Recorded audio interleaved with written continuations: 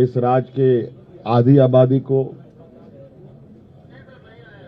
नौजवानों को,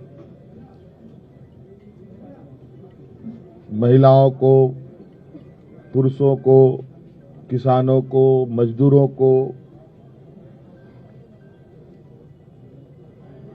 सभी जाति धर्म के लोगों ने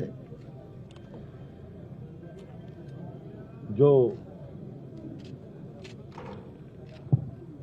मतों का उपयोग किया है, इसके लिए मैं उनको बहुत बहुत धन्यवाद और आभार प्रकट करता हूं।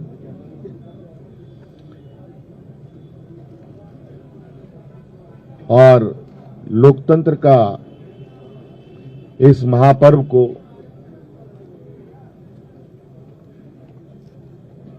बहुत ही उत्साहपूर्वक लोगों ने मनाया। विशेषकर हमारे राज्य की आधी आबादी महिला समूह जिन्होंने बढ़ चढ़ करके हिस्सा लिया।